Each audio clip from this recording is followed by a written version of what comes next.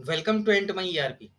इस वीडियो में हम सीखेंगे कि जब भी हमें कस्टमर से पेमेंट मिलता है तो हम उसका रिसिप्ट एंट्री किस तरीके से करते हैं एंड माई ईआरपी पे। सो फॉर एग्जांपल कोई हमारा कस्टमर है जिसका आउटस्टैंडिंग है, उस आउटस्टैंडिंग का पेमेंट अगर हमें आया है, कौन से इनवॉइस के अगेंस्ट आया है, तो उसका रिसिप्ट एंट्री हम किस तरीके से करते हैं। तो रिसिप्ट एंट्री करने के लिए हमें फाइनेंस पे जाना रहता है। तो लेफ्ट हैंड साइड में फाइनेंस के आइकन पे फाइनेंस पे क्लिक करूंगा। जैसे फाइनेंस पे क्लिक करूंगा यहाँ पे आइकन चेंज हो गए, यहाँ पे आपको रिसिप्ट एंट्री पे जाना है। तो यहाँ पे आप रिसिप्ट एंट्री पे चले गए। जैसे ही रिसिप्ट एंट्री पे आप क्लिक करते हो, जितने भी रिसिप्ट की एंट्री आपने मारी है वो सब यहाँ पे दिखाई देगा।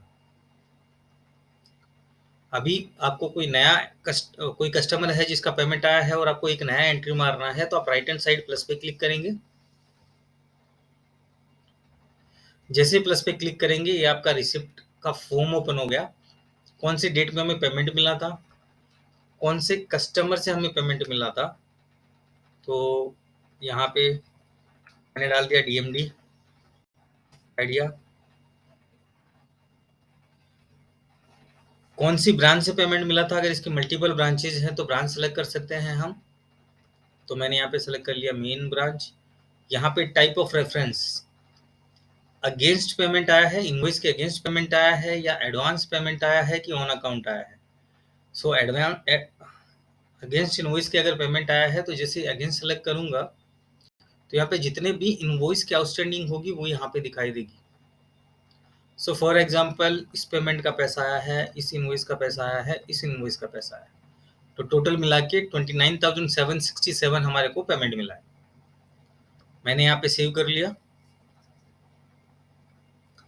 अब कस्टमर ने हमें 29,767 की जगह पे 29,700 ही पे किया है। फॉर एग्जाम्पल 67 उन्होंने टीडीएस कट किया है। सो यहाँ पे हमें डालना है कि अमाउंट कितना रिसीव हुआ है हमें। सो हम यहाँ पे डाल देंगे 29,700। कौन से बैंक में पैसा आया है,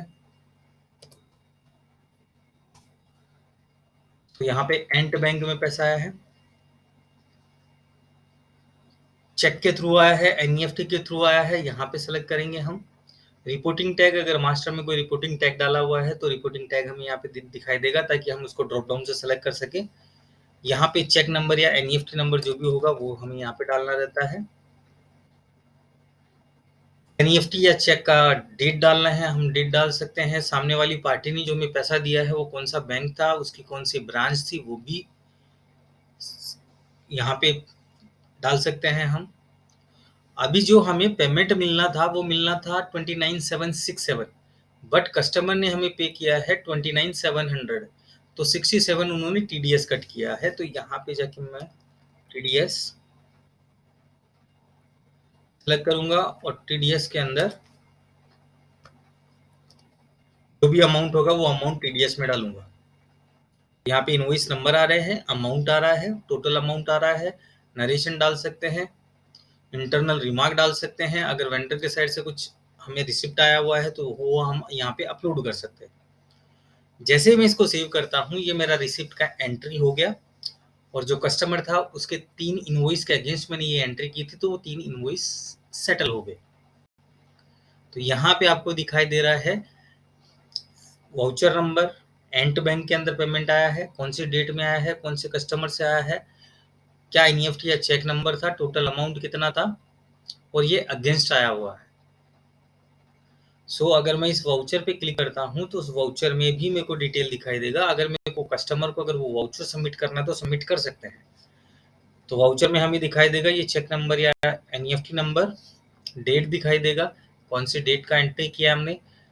यहाँ पे टोटल अमाउंट हमें इतना रिसीव हुआ है, 67 आपने टीडीएस कट किया है, एंड बैंक में पैसा आया है, ये 3 इनवॉइस के अगेंस्ट पैसा आया हुआ है। इसको आप प्रिंट निकाल सकते हैं या डाउनलोड करके कस्टमर को भेजना है तो आप भेज सकते हैं। तो इस तरीके से जो भी कस्टमर का आपको पेमेंट मिलता है उसका आप रिसिप्ट एंट्री कर सकते हैं। Thank you.